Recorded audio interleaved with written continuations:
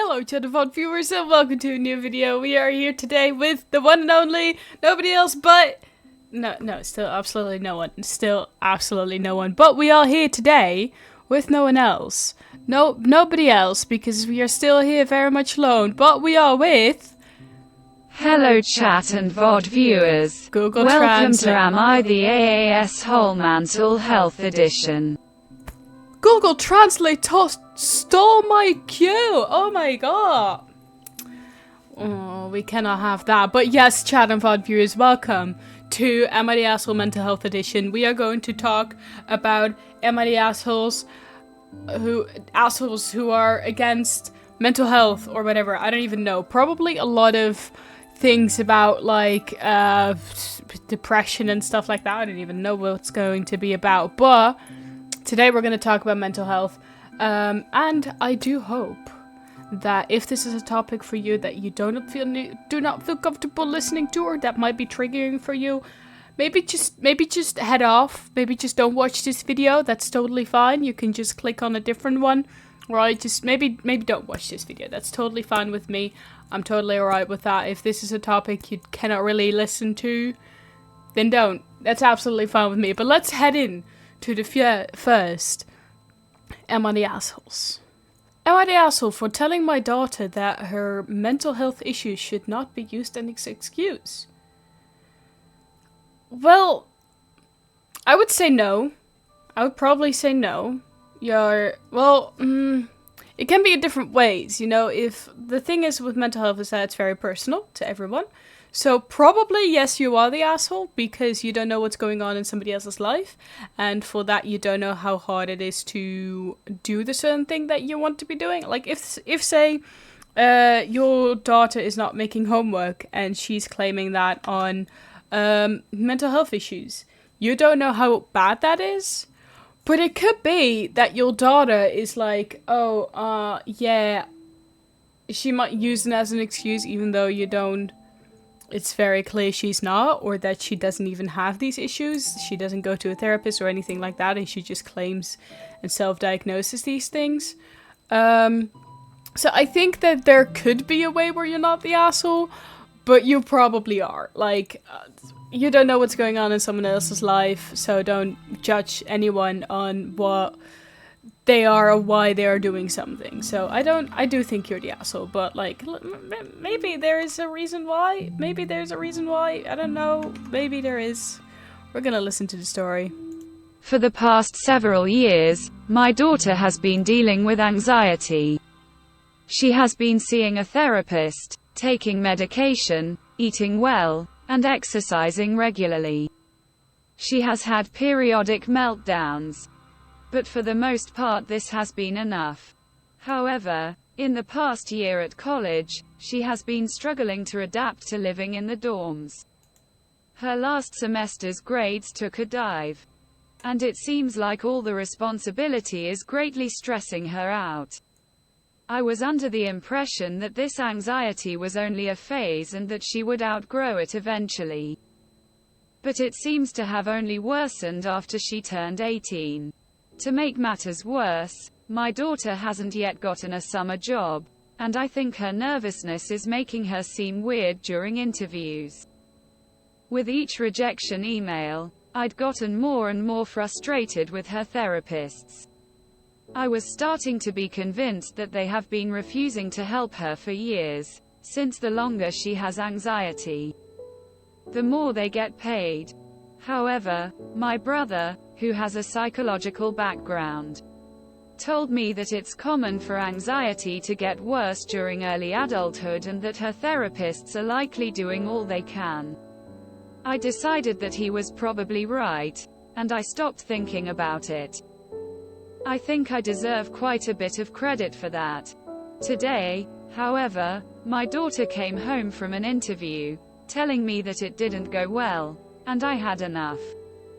I told her that she was going to have to at least make an effort to be normal and that staring at someone's shoes, rather than making eye contact, would never get her a job. My daughter was taken aback by my frankness, but I just kept going. I told her that if she thinks she will be able to finish college without putting forth much effort, she was sadly mistaken. And that obtaining a degree is going to help her live a decent life on her own when she finally moves out of my house. She began to tear up and told me that I was being unfair.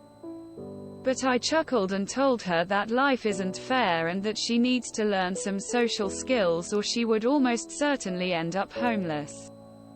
The thing that infuriates me is that she can look my wife and I in the eyes as she's telling us these sob stories, but she decides not to make these same connections with prospective employers. I told her that she needs to maybe go take a walk and think about how her actions were screwing things up for her, but instead she stormed off to her bedroom and slammed the door shut. She hasn't come out for several hours, and I'm worried that her delusional thinking, that she will just be handed a degree or a career, is never going to end. I tried sliding a list of tips for making a good impression during an interview under her door, but I heard her get up and tear them up. I'm at the point now where I just want to kick her out of my house, but my wife insists that I'm being too hard on her. I just want her to be able to see things from my perspective rather than always treating me like I'm a villain. AITA. This is the story of you don't know what's going on in somebody else's life. Like, social anxiety is really just an annoying fucking thing to have. Like, it can be very hard for people with social anxiety to go out and talk to people or get a job or talk about an interview or anything like that. And I do think that it's like they're not doing it like how some people do, like this self-diagnose, blah blah blah blah. By the way, there are topics on where you can be self-diagnosed. I'm not shutting off any. Like if your parents aren't very capable of going to a therapist or something like that, then I do think that being self-diagnosed is an alright thing. But I don't... What she does is absolutely not that. She is running with a therapist. She is trying. She's still going to these interviews. Yeah, stuff is a mess. She's stressed. I can understand that. Like, school is fucking stressful. Don't kick her out. It's only gonna make things worse. And then she's gonna absolutely view you like a villain. Like, if you treat her like this and just treat her like you don't understand what she's going through, then yes, she's going to treat you like a villain. Because that's what you are. That's what you're being right now. You are the asshole, I would say. Don't judge someone on what you think. She cannot see it from your perspective because that would mean she's okay. She would not have social anxiety. No, I do think you're the asshole. No, it's not an excuse.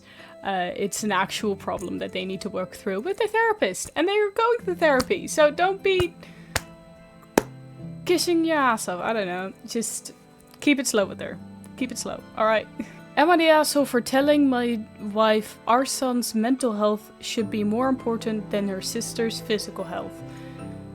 Ooh, the question between physical health and mental health. I would say that mental health gets very misrepresented in life in general.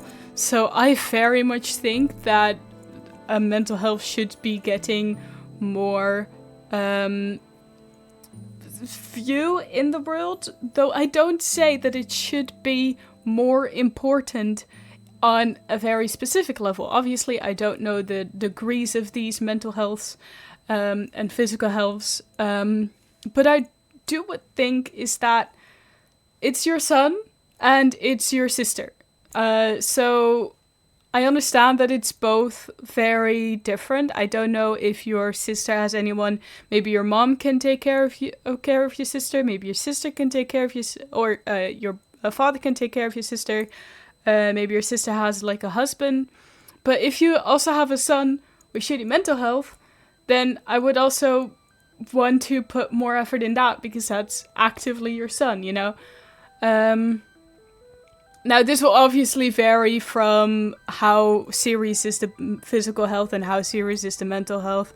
You know, if your son is dealing with incredible depression, then I would obviously, and your sister with like a broken leg, I would obviously say put more effort in your son.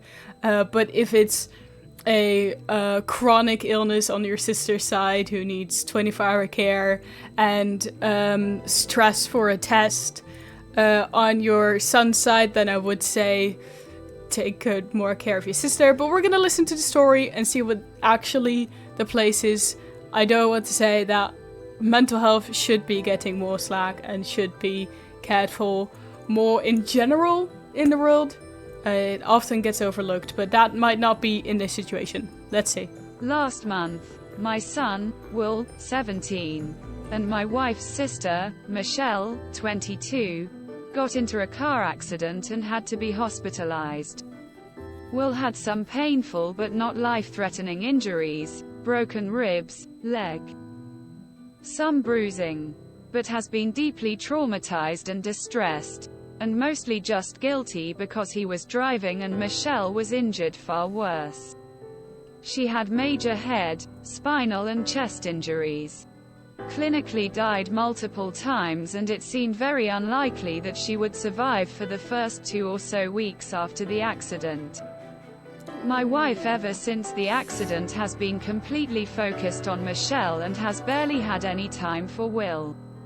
When I told her I think Will has PTSD, she spoke to him for an hour and then went back to the hospital and has expected me to handle everything.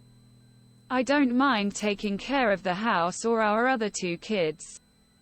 But I feel like I'm out of depth with Will and genuinely need her help and support there, but she's always at the hospital. I haven't told her anything yet, but now that Michelle has finally started to recover and talk clearly and walk, I told my wife that I understand what she's going through. But she needs to spend time helping Will with his mental trauma because it looks like she doesn't care about it from where I'm standing. She got so upset. She said Michelle, who's about 20 years younger, is like her first child. But I said Will is actually her first child and needs her more. While Michelle has her own parents to take care of her, plus the title of the post verbatim. She accused me of not sympathizing with her and said she can't even go 1 minute without thinking about Michelle and how she won't be able to live independently for months, if not years. But I said that should be her parents' problem, while Will should be hers. She started crying and hasn't said anything else. I've been giving her some space ever since. And I'm starting to feel a little guilty. Edit. Just clarifying some details. Will wasn't at fault for the accident, the other driver was. Nobody blames him, not even Michelle. Just himself. I didn't mention it, but I never told my wife to ignore Michelle. I specifically said I know she needs to take care of her, but at the same time take Will's trauma more seriously. Even if he wasn't injured as badly, due to being her actual son, he needs attention despite the situation. Michelle is obviously important to us.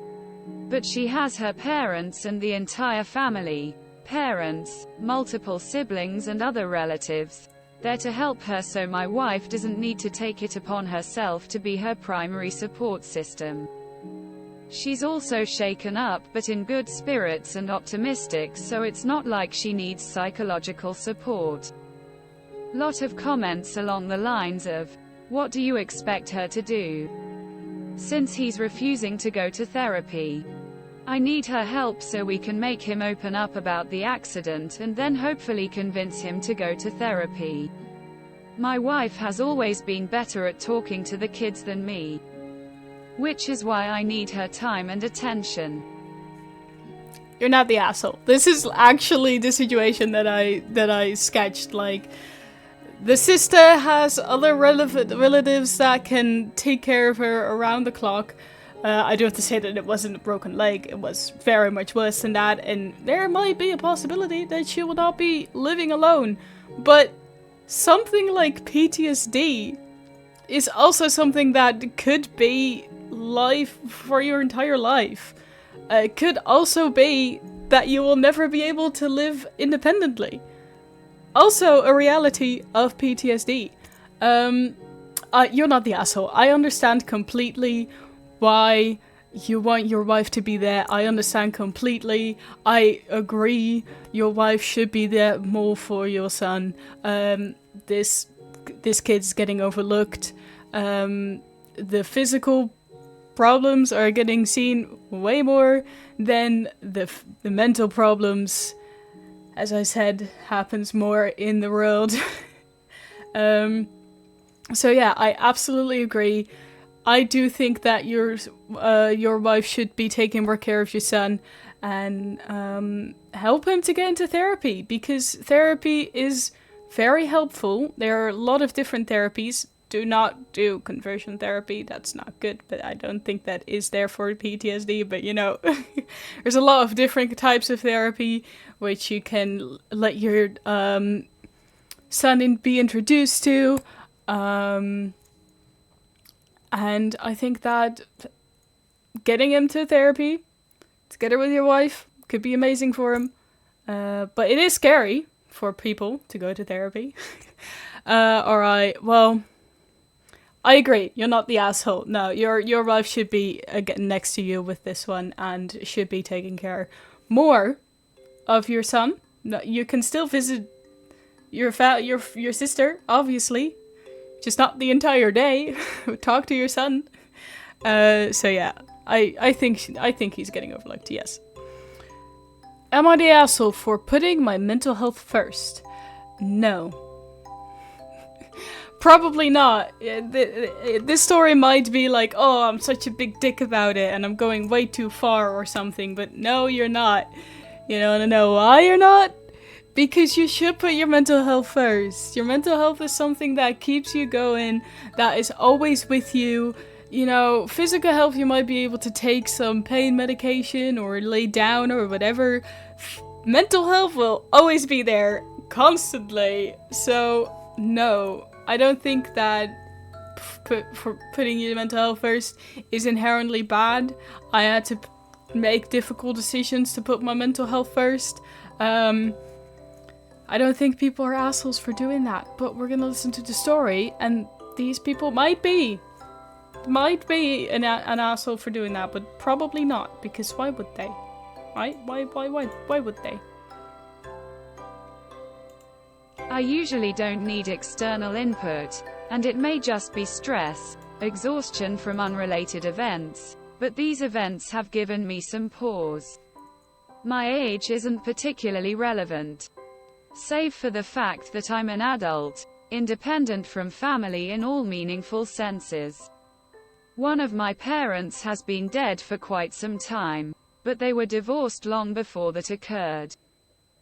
The other parent abused me in a variety of manners, not all of them small blessings, growing up, and I had been no contact with him for many years now. Therapy was had. Much progress was made. I put many learned defensive behaviors and patterns of thought behind me, and have built my own life, in my own manner. I've recently been asked by another individual, doesn't matter who, I think, to give this parent another chance, and to give them the opportunity to show me that they've, well, grown the fuck up. And I said yes. I called this parent about a month ago. I spent a good 2 hours or more catching up, carefully not committing to anything, but letting them into the vagaries of plans, and goals, and dreams, trying to be a good adult child. If that makes half a lick of sense to ya. And I put the phone down, feeling okay about it all, but not convinced. A phone call is cheap, after all. We emailed a bit for a few days about a project I've been working on, something which I think is fairly awesome and the parent was fairly receptive about. And then I wrote up a proper, emailed, letter. I tried to make myself very clear. I asked for this parent to respect certain boundaries, which I listed. all of which were suggested by my therapist.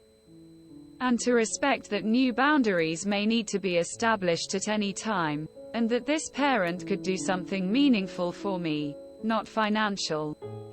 Not significantly difficult externally given this parent's current relevant context. It was chosen intentionally for the purpose and to help a parent-adult-child relationship restart, that would show me, in action, that they'd gotten better. I don't think you're the asshole. Not even close. I think this is very clear boundaries of what you should be having, what you should set up if you're gonna engage with someone who has abused you in the past.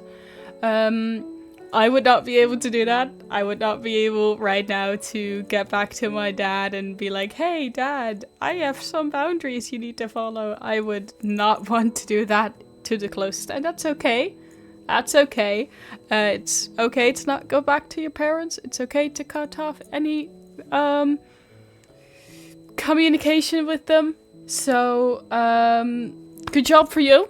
And no, I don't think you are. You're not the asshole for doing this, because it's a good thing that you put boundaries up to protect you from anything that they are about to do.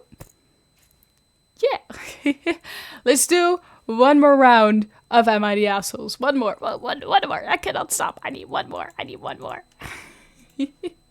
One more. Am I the asshole for not inviting my mentally ill friend to activities anymore? I would probably say yes. Probably what is the thing here is, what I'm expecting the thing is that this mentally ill friend is either really annoying on the activities, or is pushing their mental illness on people where it would seem like they should not be. But honestly, if I think about my mental health, and if my friends would randomly just stop inviting me to activities, I would get so sad. I would think that my friends and my people have just left me rot somewhere down in the gutters and just left me out, and just I would want to have the opportunity to say no anymore. I would like to have the talk like, hey, you're annoying, everyone hates that you'll come, but I do want to invite you because you're my friend. And then I can say, okay, well, if everyone finds me annoying, then I guess I will not go, you know? I want to have the right and the ability to say no, and if you just stop, like, inviting me, I would get so sad and so left out and so betrayed. So, yes, I would think so. I would want to give the person the opportunity to say no and have the talk with them why they are not really nice to be around, or if that's the case even. I, 21F, have a best friend, Laura, 22F, who has really bad depression and anxiety. We have a friend group of 3 people, and almost every single time we plan to do something, going out at night, going to an amusement park, etc., and most recently going to a Christmas market, she is as enthusiastic about doing it as everyone else, but when that day comes, she doesn't feel mentally well enough to go anymore. This time we even tried to compromise by not going to a Christmas market in the capital city like we initially wanted to, but offering to go to a smaller, local one. She said that she can't handle big crowds. At first she seemed to consider it, but eventually decided that it would still be too much and pretty much guilt-tripped my other friend and me into staying in. We played board games and watched movies, like we always do.